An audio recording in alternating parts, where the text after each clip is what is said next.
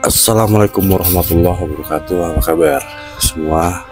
Semoga kalian dalam kondisi terbaik ya. Kali ini Jurnal Horor akan mengulas sebuah cerita horor dari cerita horornya Prestory yang berjudul Susuk. Sebelum masuk ke cerita, Jurnal Horor akan mengucapkan banyak terima kasih sudah subscribe. Dan yang belum, silahkan subscribe. Terima kasih atas like-nya, komen, dan share juga ke teman-teman kalian ya. Tidak usah pakai lama, kita langsung masuk ke cerita.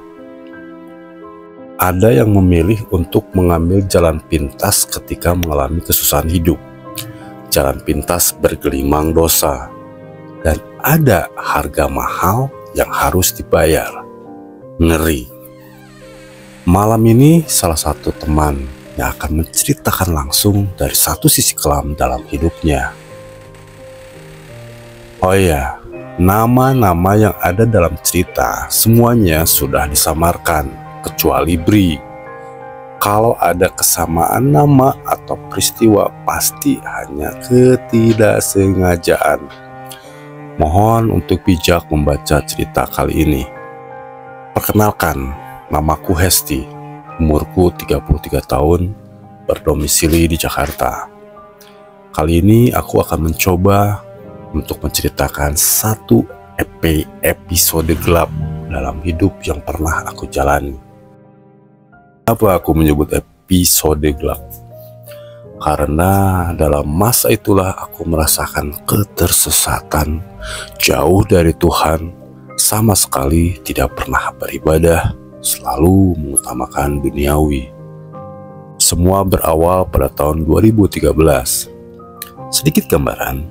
Sejak sekolah dan kuliah, saya sudah berniat dan punya cita-cita untuk jadi seorang pengusaha.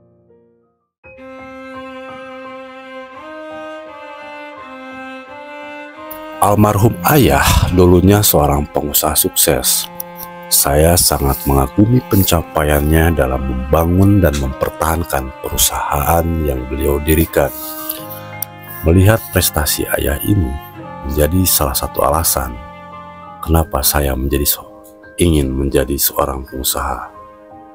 Nah, untuk menuju cita-cita itu, selepas kuliah saya memulai dengan berjualan online kecil-kecilan di marketplace, menjadi supplier dan distributor barang kebutuhan dan perlengkapan wanita seperti pakaian, tas, kalung, gelang, dan lain sebagainya.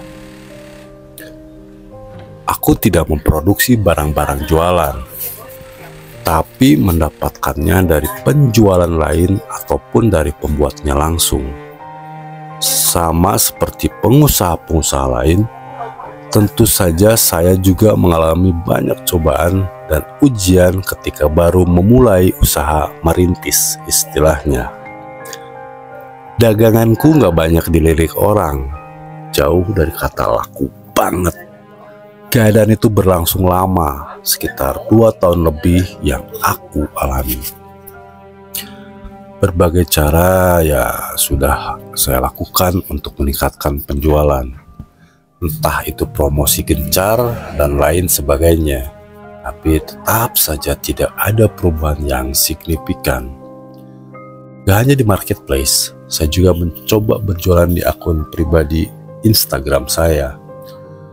Akun Instagram ini awalnya hanya untuk menampilkan dokumentasi kegiatanku sehari-hari. Isinya bermacam-macam foto diri di berbagai tempat, entah sendiri atau bersama rekan dan sahabat. Oh ya, menurut orang-orang, penampilanku cantik, ditambah aku juga gemar berpakaian modis dan berdandan cantik. Pokoknya kata orang aku cantik, menarik, dan fotogenik. Jadi walaupun hanya akun pribadi, dokumentasi kegiatan sehari-hari, tapi akun Instagramku sudah memiliki puluhan ribu pengikut. Lumayanlah untuk ukuran aku yang bukan siapa-siapa pada saat itu. Kegiatan usahaku 2 tahun lebih nggak ada perkembangan berarti. Penjualan hanya datar-datar saja, nggak ada peningkatan. Padahal saya sudah merasa sangat maksimal. menjalaninya. Putus asa? Hampir. Ya, aku hampir putus asa. Sampai akhirnya tahun 2015 aku bertemu dengan salah satu teman lama, teman SMA tepatnya. Teman ini bernama Rida. Kami bertemu tidak sengaja di salah satu mall di Jakarta Selatan. Tentu saja dalam pertemuan itu kami juga melepas kangen dan bercerita apa saja. Sejak lulus SMA, kami memang belum pernah ada pertemuan lagi sebelum ini.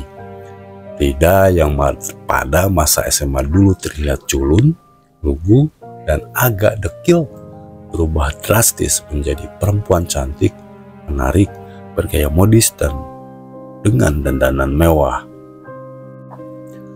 Sama seperti aku, Rida juga waktu itu belum menikah, tapi ada pencapaian Rida yang membuat aku sangat terkagum-kagum. Rida nggak berkuliah, setamat SMA dia langsung bekerja sebagai pengusaha, dan ternyata Rida ini sudah bisa dianggap sebagai pengusaha sukses. Sudah memiliki satu perusahaan yang bergerak di bidang penyedia bahan konstruksi, sudah banyak proyek besar yang dia tangani. Intinya, Rida sudah menjadi orang kaya raya, mobil mewah, dan rumah besar sudah dimiliki. Pokoknya hidupnya berkelimang harta. Lo sekarang ngapain, Hes? Kerjakah? Di mana? Tanya Rida di tengah percakapan. Gue nggak kerja, ada. Masih mulai usaha nih, jualan gitulah. Tapi masih merintis. Bagus dong, gak apalah, namanya juga usaha. Pasti berdarah-darah di awal. Gue juga dulu begitu, penuh dengan keringat dan air mata. Gitu Rida bilang. Itu pertemuan pertama. Setelahnya ada beberapa kali pertemuan, meski masih sekedar ngobrol di kafe atau tempat makan. Seiring berjalannya waktu, aku dan Rida semakin intens bertemu, dan aku juga mulai diajak untuk ikut menemani dia dalam melakukan bisnis usahanya, entah itu pertemuan atau pekerjaan lainnya. Saat itu aku sangat kagum padanya, sungguh pencapaian yang bisa membuat semua orang ingin menggapai hal yang sama. Lo percaya gak sih, Hes? Tahun 2010, gue masih belum punya apa-apa. Hutang seleher, pindah-pindah kos, karena gak sanggup bayar. Pokoknya parah lah hidup gue. Rida bercerita begitu ketika kami sedang berada di dalam sedan mewahnya suatu hari di akhir 2015. Loh, tapi kan lo sekarang udah ngerasain hasilnya. Keren lah, dalam 5 tahun lo bisa mencapai ini semua. Jawabku menimpali. Tapi lo harus jawab jujur deh. Lo pasti punya pertanyaan bertanya-tanya. Kok bisa sih Rida sukses ini dalam waktu hanya 5 tahun aja? Aku loh, ya kan? Sambil ketawa. Gak apa-apa, Hes, itu wajar. Iya sih, kok bisa ya lo bisa sesukses ini dalam waktu yang bisa dibilang singkat, cuma 5 tahun. Keren, jawabku. Setelah itu, aku melihat Rida menarik napas panjang dan melamun sebentar di balik kemudi. Kenapa, Da? Kok berubah gitu? Tanyaku penasaran. Semuanya awalnya ada, Hes. Ada pencetusnya. Rida bilang begitu sambil kemudian tersenyum. Maksud lo apaan sih, Da? Aku semakin penasaran. Lo udah gue anggap sahabat, Hes. Gue akan cerita gimana caranya sampai gue bisa punya ini semua. Kekayaan berlimpah dan usaha yang sukses. Tapi gue mohon untuk lo jangan bilang siapa-siapa. Gue belum pernah menceritakan hal ini ke siapapun. Begitu Rida bilang panjang lebar. Intinya, Rida ingin menceritakan satu rahasia kesuksesannya. Aku ya jelas penasaran. Memangnya gimana sih caranya? Kenapa sampai rahasia-rahasiaan segala? Hari berikutnya, Rida mengajakku keluar kota. Awalnya aku tidak tahu akan kemana dan tujuan apa. Aku ikut saja. Udah, lo ikut aja, jangan nanya-nanya. Gue mau nunjukin satu tempat, Rida bilang begitu. Ya sudah, aku duduk manis saja di dalam mobil. Singkat cerita, akhirnya aku tahu kemana tujuan kami, yaitu ke satu tempat di wilayah Banten, agak pedalaman 5 jam perjalanan dari Jakarta. Sekitar jam 2 siang, kami sampai di tujuan. Rida memarkirkan kendaraan di depan rumah besar dengan halaman luas. Sebelumnya, kami harus melewati jalan tanah dengan kanan kiri pesawahan dan hutan kecil. Cukup pedalaman. Ini rumah siapa dak? Tanyaku. Udah, keluar dulu yuk, jawab Rida mengajakku turun dari mobil.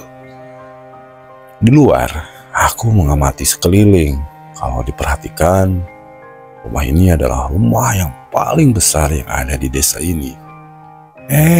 Neng Rida, akhirnya ketemu lagi. Udah lama banget nih, Neng. Seorang bapak keluar dari dalam rumah. Menyambut kedatangan kami, Rida langsung memperkenalkan aku. Sebut saja Pak Ruhiat, nama sang pemilik rumah besar ini. Beliau berperawakan kurus tinggi, berpakaian serba hitam, kumis tebal menghiasi wajah yang memiliki sorot mata tajam. Aku agak ngeri ngelihatnya, cukup seram. Lalu kami dipersilahkan masuk. Di ruang tamu yang besar dan dipenuhi perabotan mewah, kami berbincang. Saat itu, aku hanya jadi pendengar, pemerhati. Hanya sesekali saja, Rida yang lebih banyak berbincang dengan Pak Ruhiat. Singkatnya, setelah kurang lebih 1 jam kami berbincang, akhirnya saya mulai mengetahui apa tujuan Rida ke rumah ini dan siapa sebenarnya Pak Ruhiat ini. Ternyata Pak Ruhiat adalah orang pintar atau semacam paranormal begitulah. Walaupun di belakangan Rida memberi nasihat kalau dia adalah penasehat rohani, bukan dukun. Sama aja lah, begitu pikirku dalam hati. Cukup lama kami berbincang, sampai akhirnya menjelang maghrib, Pak Ruhiat bilang begini. Ya sudah, sekarang aja yuk Neng, biar cepat selesai. Maksudnya apa? Mereka mau ngapain? Aku tidak tahu sama sekali. Sudah mengiyakan, Rida lalu mengikuti langkah Pak Ruhiat untuk masuk ke dalam satu kamar di rumah itu. Mereka masuk kamar gak hanya berdua, tapi didampingi oleh istri Pak Ruhiat yang sepertinya berperan sebagai asisten. Setelah itu, aku tidak tahu apa-apa yang mereka lakukan di dalam kamar. Hanya sebentar, sekitar 45 menit kemudian mereka sudah keluar dari kamar. Selesai. Lalu lagi-lagi kami berbincang di ruang tamu. Pada saat itu saya masih belum tahu apa yang baru saja mereka kerjakan. Singkatnya, sekitar jam 6:30 kami pamit pulang, menghindari kemalaman sampai di Jakarta. Dalam perjalanan pulang, aku menghujani Rida dengan banyak pertanyaan. Lo ngapain sih di kamar dak? Perdukunannya, tanyaku membuka percakapan. Gue tadi merawat susuk Hes, perpanjang masa gunanya lah, intinya gitu, supaya bisa terus menjarab, jawab Rida. Gila, lo masang susuk dak? Sarap lo. Tanda bicaraku jadi agak tinggi mendengarnya. Setelah itu Rida memulai cerita dari awal. Ketika hidupnya dalam masa tersuram 5 tahun sebelumnya, terjerembab dalam lilitan hutang yang sangat mencekiknya. hidup sengsara dalam kemiskinan. Rida putus asa, hampir bunuh diri. Sampai akhirnya dia diajak oleh salah satu temannya untuk ke rumah Pak Ruhiat.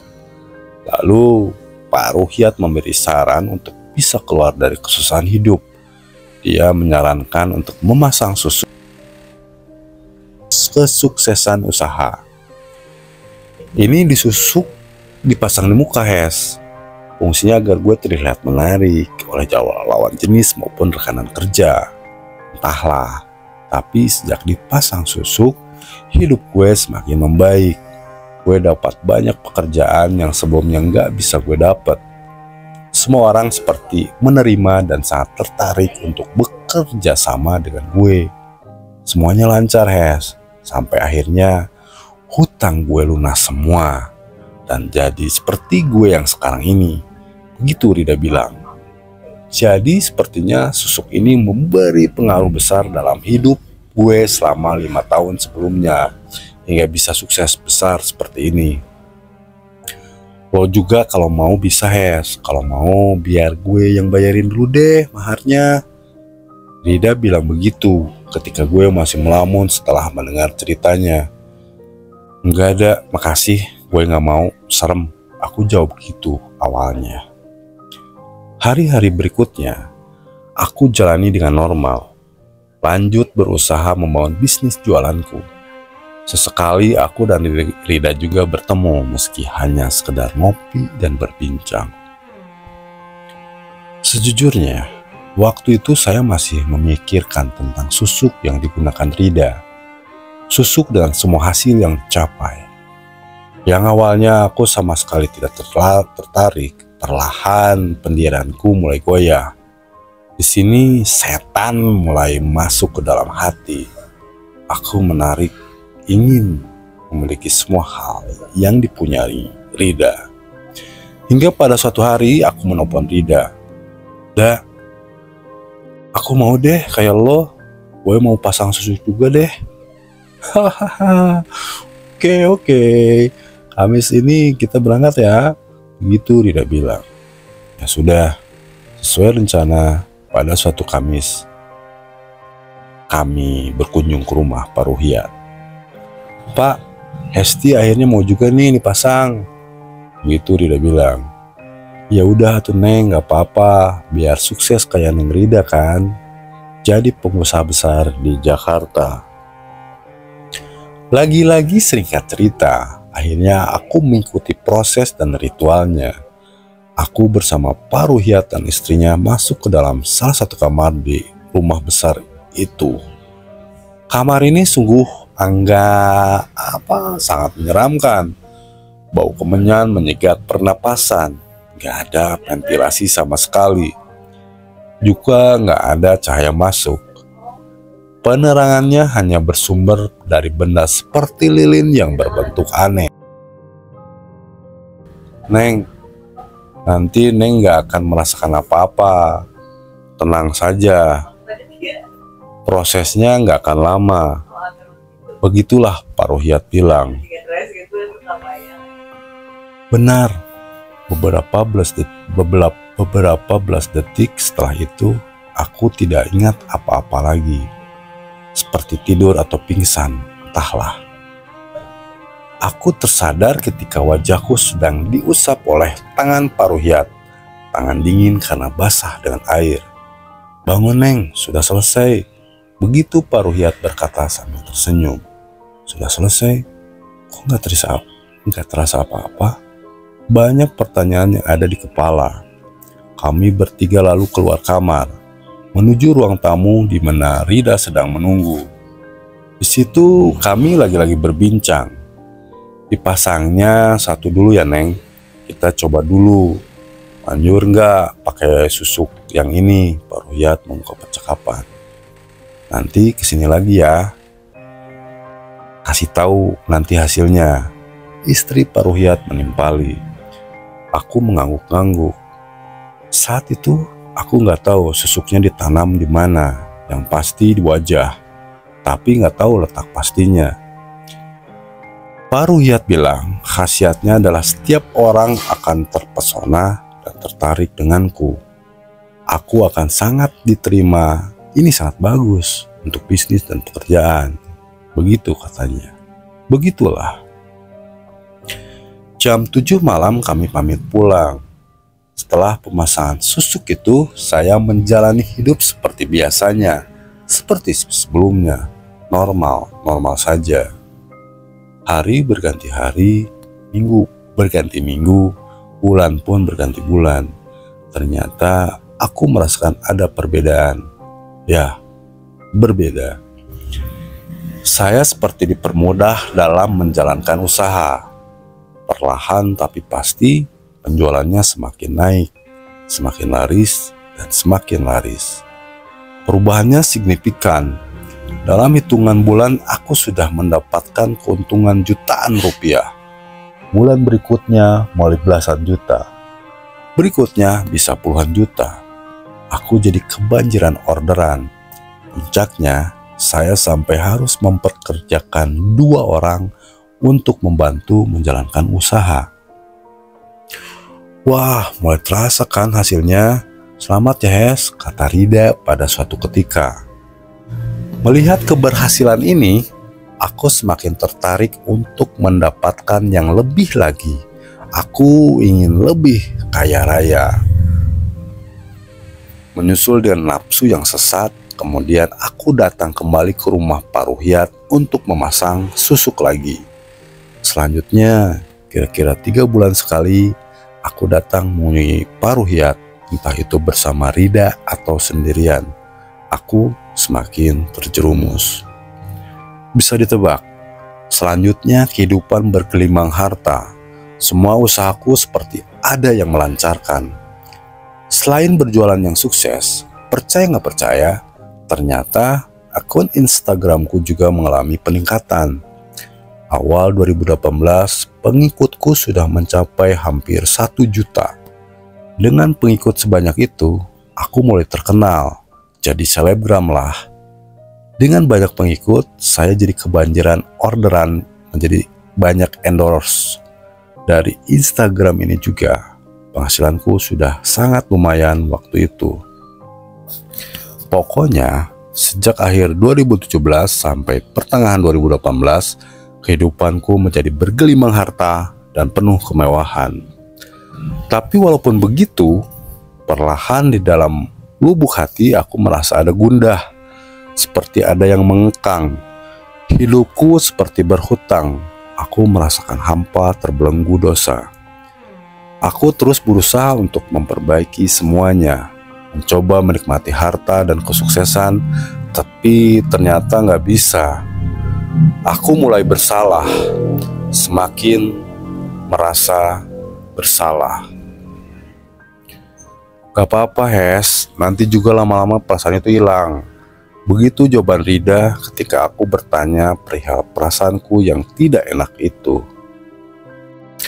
Ya sudah, saya coba terus jalani, memaksakan diri untuk menikmati semuanya. Sampai suatu ketika petaka itu datang. Menjelang akhir tahun 2018, Rida meninggal dunia. Dia mengalami kecelakaan tunggal di luar kota. Aku lemas mendengar berita itu. Aku shock, bersedih dan menangis. Kehilangan sahabat secara tiba-tiba. Sepeninggal Rida, aku belum sempat lagi mengunjungi Pak Ruhyat. Dengan berbagai macam alasan, aku gak pernah sempat ke rumahnya. Waktu terus bergulir. Hingga suatu ketika, di awal tahun 2019, aku mulai merasakan ada keanehan di badanku ini. Awalnya hanya meriang ringan. Beberapa kali aku tertidur kedinginan. Hanya seperti itu. Tapi berikutnya mulai merasakan yang lain. Badan sering demam tanpa sebab, kepanasan, gerah. Begitu terus, semakin rutin. Sering juga kepalaku sakit kepala, sakit sekali, wajah panas tiba-tiba. Aku mulai tersiksa. Saat itulah aku juga jadi berpikir dengan Pak Ruhyat. Aku yakin dia bisa membantuku. Tapi sial, pesan singkatku nggak dibalas. Ketika aku coba menelpon, ternyata nomor ponselnya sudah nggak aktif lagi. Kemudian aku bermaksud untuk mendatangi rumahnya saja. Tapi alangkah mengejutkannya aku ketika sampai di rumah Pak Ruhyat mendapatkan berita mengagetkan. Ternyata rumah itu sudah bukan milik Pak Ruhyat lagi. Menurut tetangganya, akhir tahun 2018, Pak Ruhyat meninggal mendadak, entah karena apa. Sepeninggal Pak Ruhyat, istrinya langsung menjual rumah itu dan pindah entah kemana. Aku bingung bukan kepalang. Kemana harus pergi untuk menyembuhkan diri?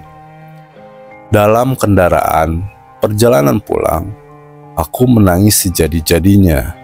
Menyesal sedalam-dalamnya. Pikiran buntu, nggak tahu apa yang harus dilakukan. Selanjutnya, aku semakin tersiksa.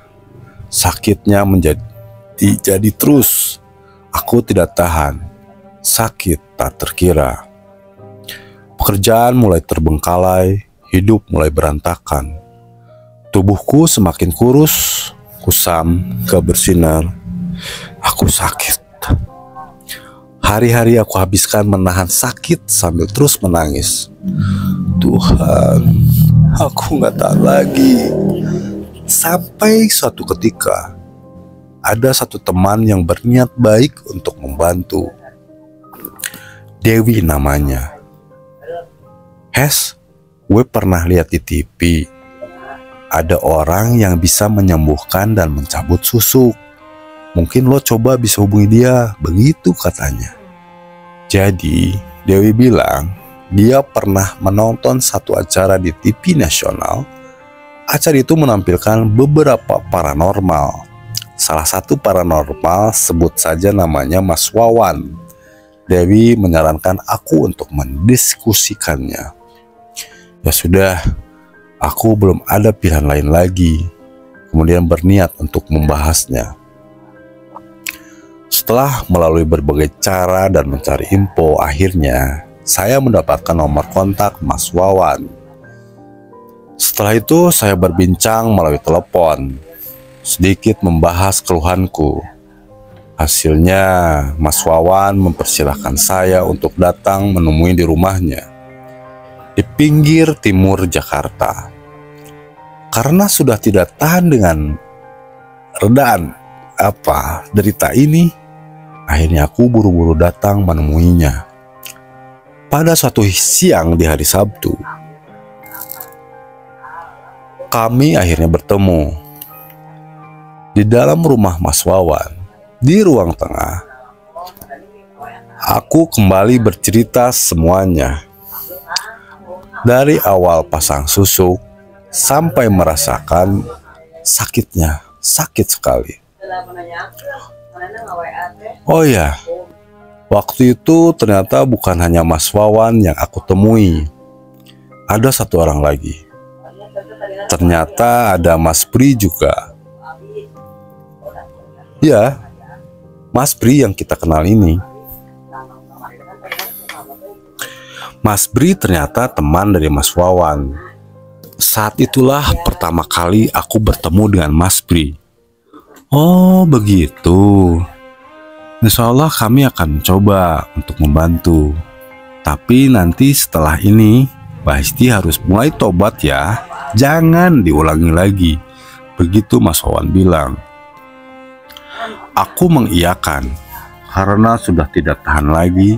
Aku ingin sembuh. Nanti Mas Bri yang bakal ambil susuknya ya. Dia juga bisa kok. Lanjut Mas Wawan.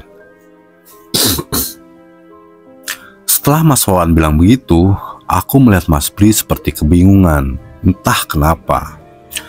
Mas Wawan lalu pergi ke bagian belakang rumahnya untuk mengambil sesuatu, meninggalkan aku dengan Mas Pri di ruang tamu. Tapi nggak lama setelah itu, Mas Wawan muncul kembali dengan membawa nampan lebar keperakan. Yuk kita mulai, Mas Wawan bilang begitu dan langsung kembali duduk. Selanjutnya, dipandu Mas Wawan, kami mulai membaca doa cukup lama, sekitar 10 menit.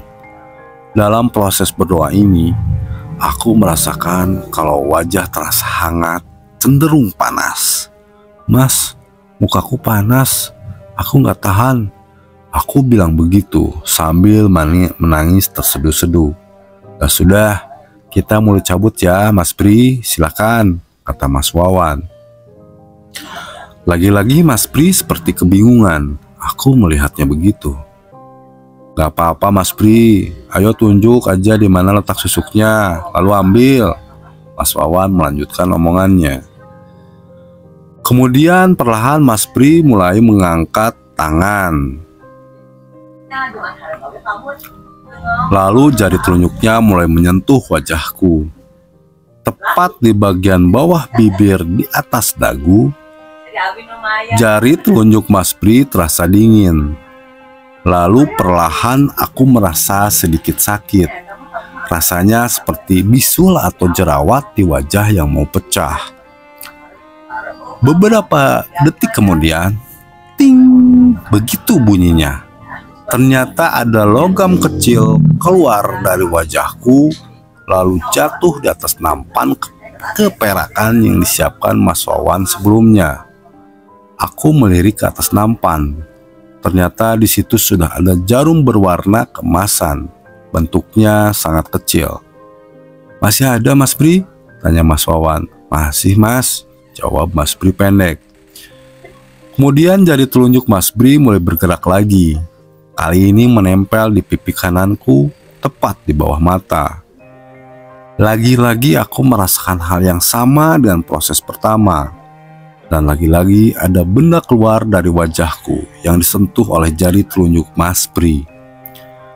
Kali ini benda yang jatuh bentuknya seperti batu permata yang sangat kecil. Kira-kira ukuran butiran beras. Selesai? Belum. "Masih ada Mas Pri?" Lagi-lagi Mas Wawan bertanya. "Masih Mas." "Tuhan, ada berapa susuk di wajahku." Aku mulai menangis.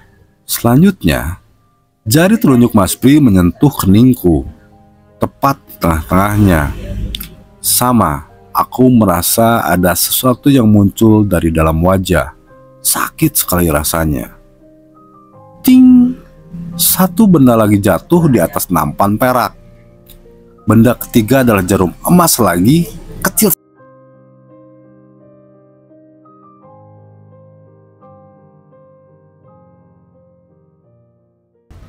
"Sudah habis Mas, nggak ada lagi," Mas Pri bilang begitu. Sungguh lega aku mendengarnya. Selanjutnya wajahku terasa normal, nggak panas lagi. "Janji ya Mbak, jangan lagi-lagi. Lebih baik berusaha yang normal-normal saja," begitu kata Mas Wawan. "Ya Mas, saya tobat, gak akan lagi-lagi. Terima kasih banyak," jawabku sambil menangis. "Kalau ada apa-apa lagi bisa menghubungi saya atau Mas Pri, kapan saja, jangan sungkan ya," lanjut Mas Wawan. Selanjutnya aku pamit pulang.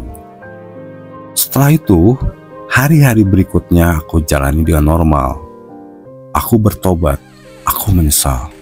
Gak akan lagi-lagi aku menempuh jalan yang sesat. Hidupku jauh lebih tenang, berusaha dekat dengannya, beribadah hanya kepadanya. Alhamdulillah, usahaku masih berjalan lancar dan baik-baik saja sampai sekarang. Cukup sekian cerita malam ini. Mohon bijak untuk mengambil hikmahnya dan membuang keburukannya. Sekali lagi, jika ada kesamaan nama, tokoh, dan peristiwa, berarti hanya ketidaksengajaan. Nah, itulah cerita horor yang ada di cerita horornya Bri Story. Nanti jurnal horor cantumkan linknya biar kalian langsung baca langsung ya ceritanya. Terima kasih yang sudah mampir di jurnal horor. Terima kasih yang sudah subscribe. Yang belum silahkan subscribe, like, comment, dan share juga. Ingat, kita tidak sendirian hidup di dunia ini. Kita berdampingan bersama mereka yang tak kasat mata. Banyak hal di luar nalar yang tidak akan bisa dipecahkan secara logika. Sampai ketemu lagi di cerita-cerita horor lainnya hanya di Jurnal Horor.